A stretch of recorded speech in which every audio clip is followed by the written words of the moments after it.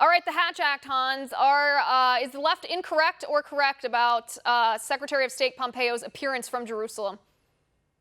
They are totally wrong about it. The Office of Special Counsel, which is the office that investigates Hatch Act violations, actually lays out the rules on its website. It's very clear.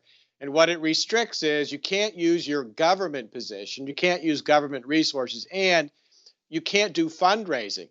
But everything else, from giving political speeches to making your own political contribution, that kind of political activity is perfectly acceptable under the law. So they're just wrong about this. Well, it would have to be acceptable, or else it would be a violation of a constitutional right, your right to free speech. You Yes. can't restrict that under those terms. Pompeo was in Jerusalem on an official government trip.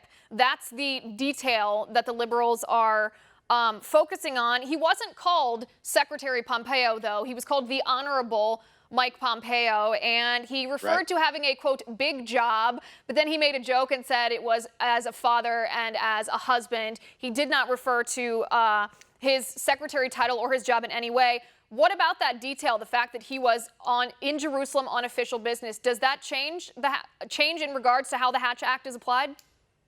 No, because he wasn't using any government facilities or government resources to do that discussion. So again, they're just wrong about this, and I think they're trying to make political hay out of this for people who really don't understand the Hatch Act. But the claims they're making legally are just totally wrong.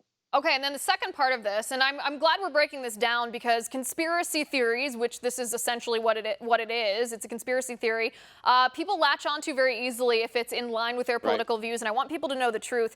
The other part of the two-pronged accusation, the first part was about Secretary of State Pompeo. The second part was about the fact that the First Lady spoke from the White House, the President's going to speak from the White House, the Vice President spoke from the White House. Is this a violation of the Hatch Act to use? That's official federal government property to conduct political business. Well, if you look at the Hatch Act, you will very specifically see an exception for the president and vice president.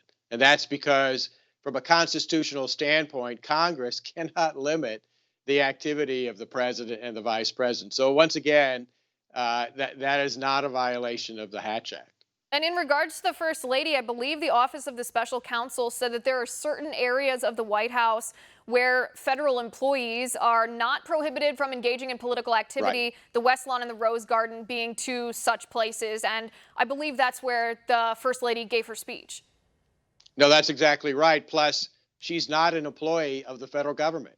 She is the first lady, which is an honorary position, of course, but she's not an official employee of the federal government. So the Hatch Act wouldn't even apply to her personally.